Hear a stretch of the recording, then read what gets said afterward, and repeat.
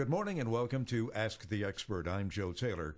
This morning, another in the ongoing series of programs presented by the Northwest Regional Key Program for Quality Early Learning.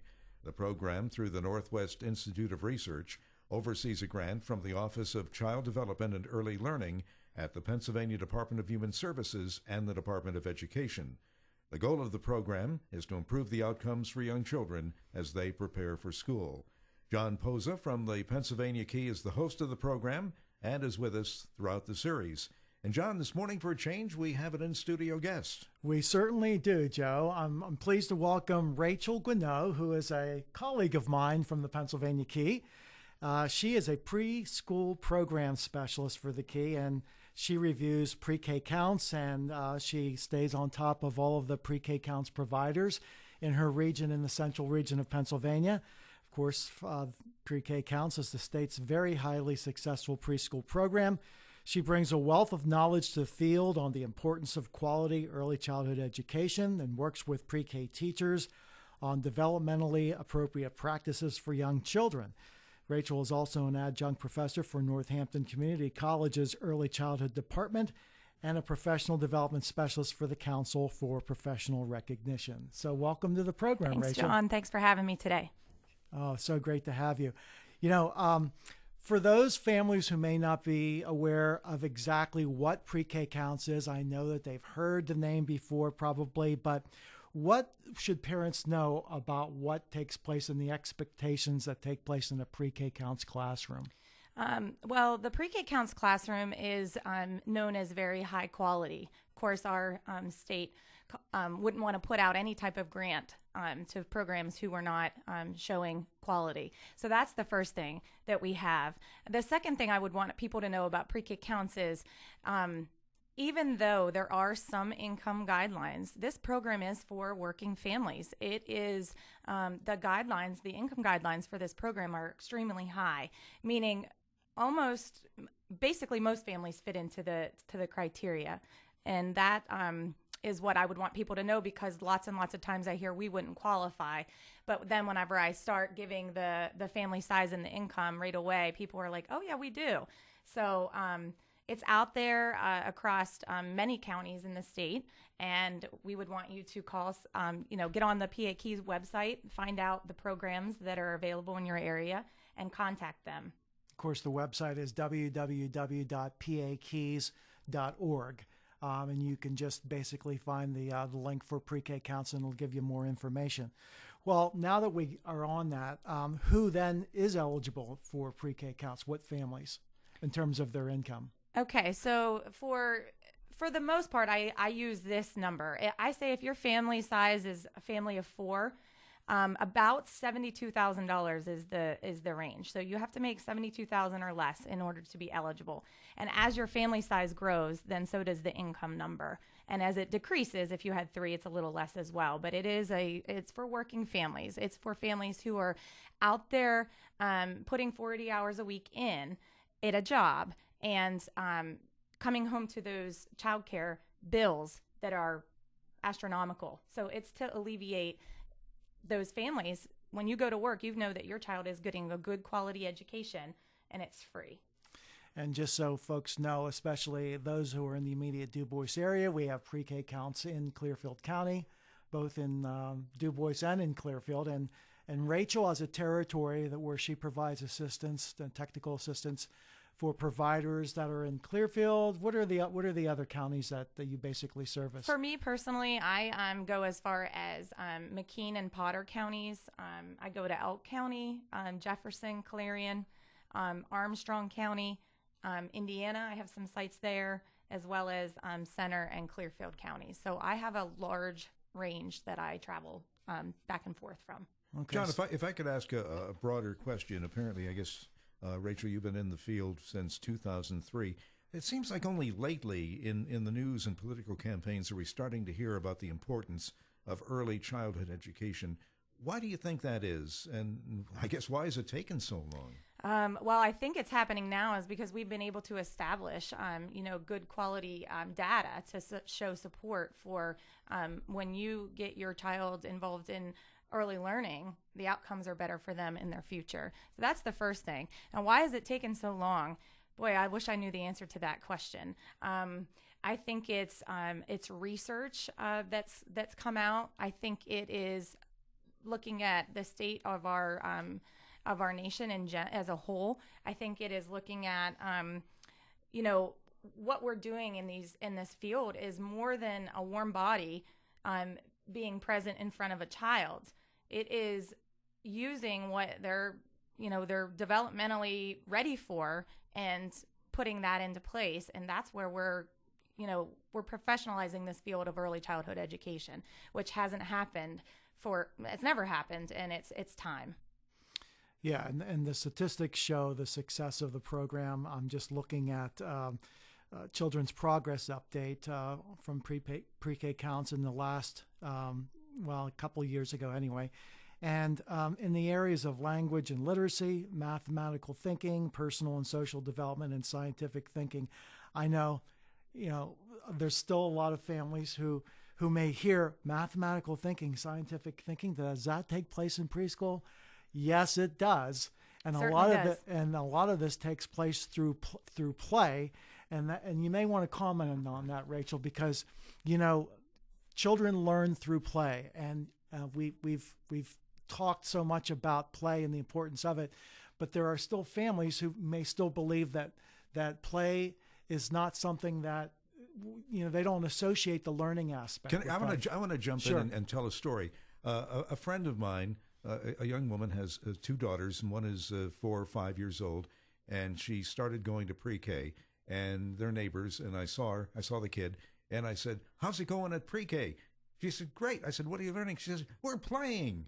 And she loves it. Her eyes lit up. Yep. Because to her, it's play, and this is what kids do. Exactly. It's so great. Play is child's work. Right. That's what they're supposed to do. Yeah. When's the last time you played? Not enough. It's fun, right? It's fun. And what we want to strive to get out to parents is play is the vehicle that we use for learning, but learning still definitely occurs in these classrooms. And by that, mathematical thinking, a quick example I could give is at snack time, the teacher has a snack helper, and that child is at the beginning of the day. The teacher might say to that child, how many kids were here today? Do you remember how many children we have in our class today? Because they signed in and signed out or whatever when they came in.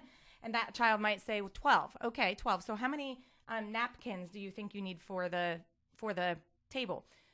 12. Okay, get out 12 napkins. They may get out 11, right? And so that child counts 12 napkins or 11, and then they start going around to the table, setting the napkin down at the child's seat. What's going to happen is when they only have 11 napkins, they're realizing I'm one short. So now what? I need to add one. And so 11 plus 1 is 12. We're not talking to them about that. We're not saying 11 plus, we're not using those mathematical words. We might, but that's not the goal there. The goal is one-to-one correspondence, and it's through activities that occurs. The other thing I really want to stress about parents, and what their thought is about early childhood education. From my perspective, most parents tell me, well, they didn't learn anything in that class. We've all probably heard that a time or two. Parents, for the most part, think that they go to pre-K to learn their alphabet, to know the letter sounds, to read, to write their name. Some of that is true, of course, but it depends on every individual child. But that's not what is developmentally appropriate for children who are age 3 to 5. What we're striving to do is teach a child to sit and listen to a teacher for 5 minutes. That is a big goal, right?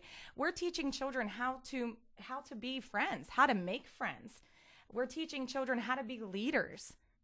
Okay, these are things they're ready for. How to solve problems. So in early childhood classroom, we don't want the two children come to the teacher and say, he took my toy. The teacher's job isn't to say, okay, Michael, you need to give your toy to Sarah. That's not their job. Their job is to provide that child with different avenues of how to solve that problem. And that's what we're working on. When they get to kindergarten, if they can sit for 5 to 10 minutes and sustain attention to an adult teacher, that teacher, as the child's ready, can teach them their letters, can teach them their letter sounds. But prior to that, we teach them that, but it's not the end goal after they leave pre-K. And so much of that problem solving is so that their social and emotional skills are being built through problem solving. So it's not only the child, solving a problem alone, but it's in working and with others to solve the problem.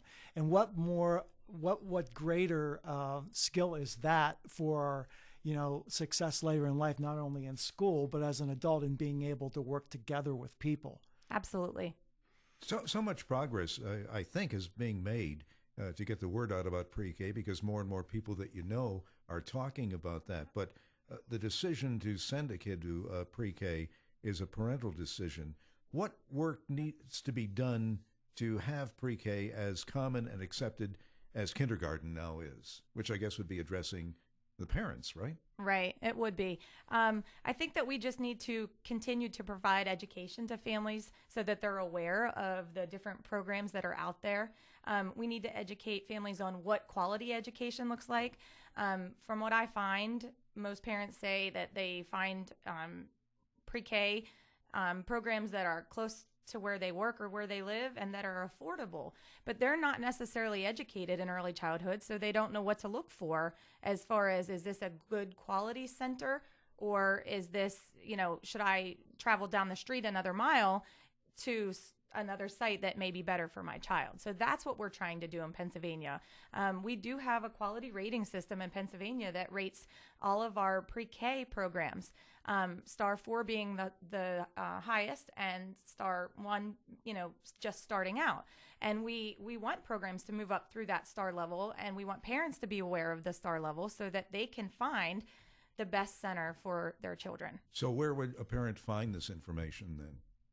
So the PA Keys website, John mentioned it early, www.pakeys.org, has on their site listed all of the star centers, and you can do it by county. Do a search by county, and it'll tell you the star centers. In addition, your local CCIS office would have that information, and any of the keys, the Northwest Regional Key, the Northeast Key, the Mid-Central Key, and the Southeastern Key. And Southwestern Key, right? Right. There's exactly. lots of them. But they all have information. But basically the one website to go to for all of this really is the PA Keys website. Right. And getting back to the pre-K counts, I just wanted to address the flexibility that can be provided for parents looking to enroll their child in a pre-K counts classroom, because sometimes there's only so many slots that are available at a particular pre-K counts site. Classroom. But some of them, they may have their child in preschool or in another environment that maybe is only half-time, okay? Or maybe that pre-K counts is only half-time. There's flexibility in being able to work out some type of a situation between the pre-K counts classroom and who their regular childcare or preschool is that the child attends. Absolutely. There's lots of wraparound services that are offered. So if a program is only funded for a half day of the pre-K counts, typically those programs will work with you if you need full day care and figuring out how to, extend that day for your child and get you the services that you need. The other thing I would want to ask parents to do is, if you can't find a pre-K counts site or a quality Star 4 or Star 3 site in your area, this is where we need you to contact your legislature and really be adamant that they put, early childhood education on the forefront of their agenda. In the presidential debates, we've had 2 of them so far. It hasn't come up yet, although one of the poll questions from the town hall on Sunday night had 3 million votes, and it was about early childhood education. Now, that question didn't get asked, and there's some speculation as to why, but that's not the point. The point is that people want to know, how they can better support early childhood education, and so that's a great thing. Of course, we all pretty much want universal pre-K. That's the mantra, with the emphasis on universal quality pre-K. Absolutely. And there are still many areas that don't have access to that, whether they're not close enough to a pre-K counts classroom or that there aren't any Star 3 or 4 quality providers in their area. So as Rachel said, hence the emphasis on families to demand, basically see their legislators or otherwise do whatever they can to influence having a PreK Counts or a quality childcare center in their area. Rachel, is that a situation that you mentioned, or that you face rather in some of the counties that you mentioned? You mentioned some pretty rural counties. Yes, there absolutely are those issues in some of the counties that I work in. Most of those counties, the providers there are school districts, and so they have an advantage sometimes because they can use school district transportation to transport those children to and from the PreK Counts classroom. If that transportation wasn't offered for those districts, they wouldn't be able to get there because they have such a large geographical location that they wouldn't be able to get to one school per se. So because of the transportation that's provided by most districts, that is really the biggest thing that we can say is helpful for those families in rural areas. Transportation is somewhat of an issue, not only for PreK Count settings, but even for Head Start, because, Head Start has dedicated funding from the federal government, but there's also a state supplemental assistance program for some sites. And there are still areas that have Head Start available, but they don't have the transportation component. So in some counties, for instance, it prevents some families who would otherwise have their children eligible to attend Head Start or PreK Counts. They can't get those children to those sites because of the distance and the lack of transportation that is available. Yes, transportation is enormously expensive for people, and so that is really something else that is a barrier to having children attend good quality preschool services. So that's one of the things that needs to be emphasized. And while we always are looking for increased funding for quality preschool education, it's not just to fund additional slots or additional sites, but it's also having enough money so that a transportation component can be built into that. But Rachel, otherwise the PreK Counts program has been successful. It continues to grow.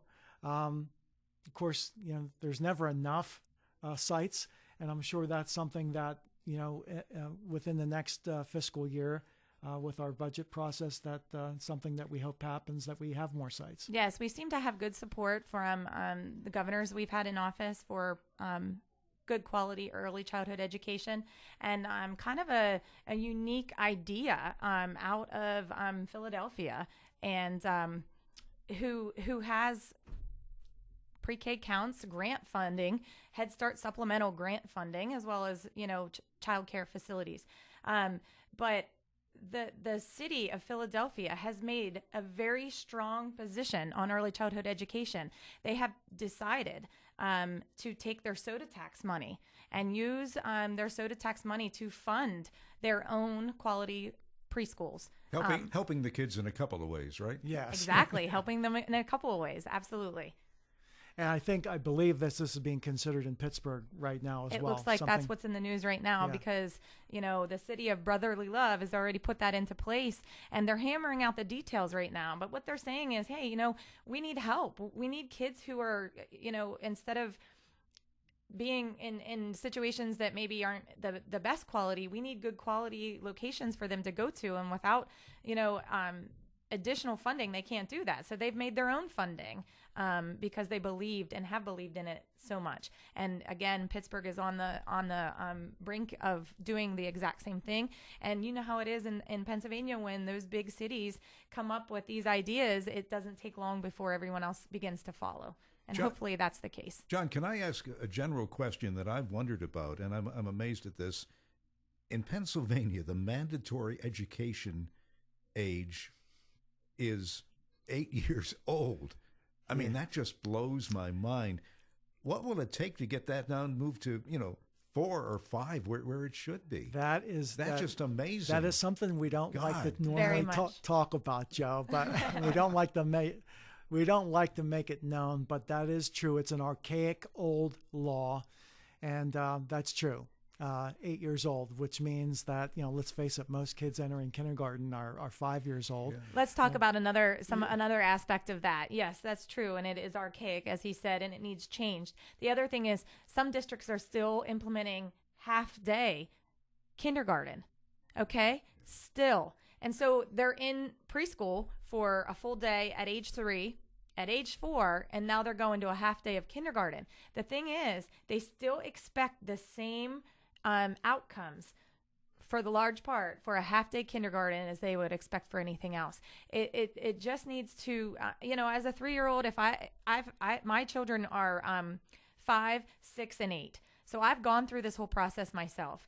As a 3-year-old, I think a half day is a great first step for any child to be, if you can afford it, if you can be afford it by your work lifestyle, not by money. But if they could go half day to a quality preschool program and spend the rest of the day with grandma, I think that's a great thing to do.